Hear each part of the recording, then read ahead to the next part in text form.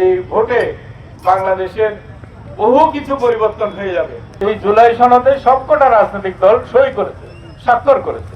ওই জুলাই সনদের কিছু অংশ আপনাদের এখানে নিয়ে আসছে, জুলাই সনদে যেটাকে হানা ভোট হিসাবে এখানে উপস্থাপন করা হয়েছে আপনাদের কাছে। এতে কি হবে? এতে যে স্বৈর ব্যবস্থার যে বা রাষ্ট্র ব্যবস্থা আমাদের ছিল সেটা আমূল পরিবর্তন হয়ে যাবে। কি রকম পরিবর্তন? আগে ছিল ক্ষমতাদর্পী, ক্ষমতার উপরে থেকে মানুষের উপরে জোর জবরদস্তি সবকিছু চাপাইয়া দেয়া। এখন সেটা পুরাটাই উল্টা হবে। উল্টা হবে মানে এখন এটা জনগণেরই সরকার হবে, জনগণের রাষ্ট্র হবে।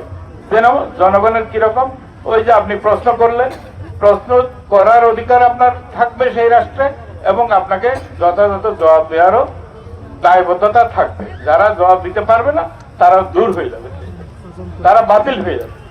এই যে একটা পরিবর্তনের কাল, সেই পরিবর্তনের কালে আগামী 12ই ফেব্রুয়ারিতে আমাদের এখানে একটা নির্বাচন হবে। এই নির্বাচনে আমরা কেউ প্রার্থী না।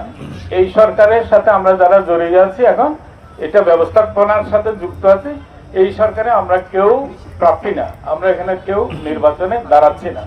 আমাদের দেশে রাজনৈতিক প্রতিষ্ঠিত যে সমস্ত রাজনৈতিক দলেরা আছে তারা দাঁড়িয়েছে, তারা ইতিমধ্যে নির্বাচনী প্রক্রিয়ার মধ্যে আছে।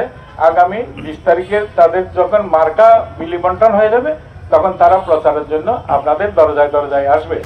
যারা আপনাদের দরজায় দরজায় আসবে তাদেরকে জিজ্ঞেস করবেন আপনার এই বঞ্চনার কথা। এতকাল ধরে আমরা এইভাবে বঞ্চিত হয়েছি, 180 টাকা বেতনে একটা মানুষ জীবিকা কেমনে চলে? এইটা এত বিষাক্ত বাংলাদেশ তো আমাদের প্রয়োজন নাই। আমাদের একটা সাবলীল বাংলাদেশ দরকার, আমাদের একটা সচ্ছল বাংলাদেশ দরকার, মানবিক বাংলাদেশ দরকার, যে বাংলাদেশে আমরা খেয়ে পরে নিজেরা বাঁচবো, আমাদের সন্তানদেরকে স্কুলে পাঠাবো। এই 3টা ম্যান্ডেট এই আমাদের অন্তর্বর্তী সরকারের মধ্যে ছিল। এই 3টা, একটা হচ্ছে যারা অপরাধ করেছে, মানুষ হত্যা করেছে তাদের বিচার করা, আরেকটা হচ্ছে এই সংস্কার করা, এই সংস্কারের হানা ভোট যেটা সেটা, আর একটা হচ্ছে নির্বাচন দেয়া। নির্বাচন আমরা দিয়েছি, এখানে নির্বাচনের ক্যান্ডিডেটরা আপনাদের কাছে আসবে, আপনারা তাদেরকে এই প্রশ্নগুলো করবেন। আপনাদের জীবন মান উন্নত হচ্ছে না কেন?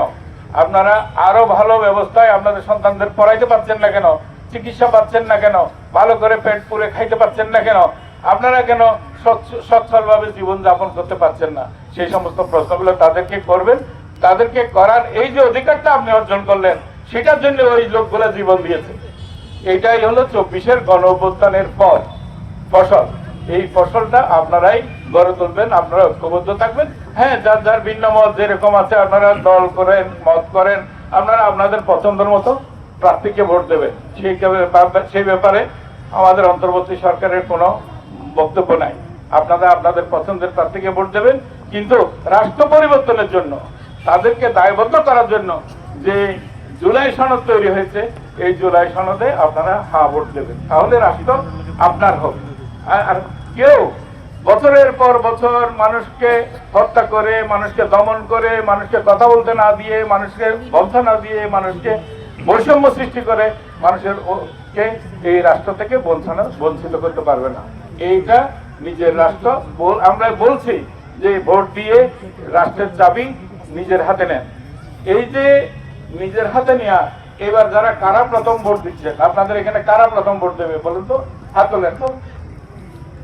প্রথম ভোট কারা দিচ্ছে? আপনি প্রথম ভোট দেবেন? হ্যাঁ, আপনি আগে ভোট দিচ্ছেন তো। যারা প্রথম ভোট দিচ্ছেন, এটা তারা আগে কখনো ভোট দেখতে পারে। এখানে 30 বছর বয়সে গেছে, 35 বছর বয়সে গেছে, এমন মানুষও প্রথম ভোট দিতে পারে না। এটা তারা অত্যন্ত সৌভাগ্যবান যে তারা এবার রাষ্ট্র পরিবর্তনের জন্য ভোট দিচ্ছে।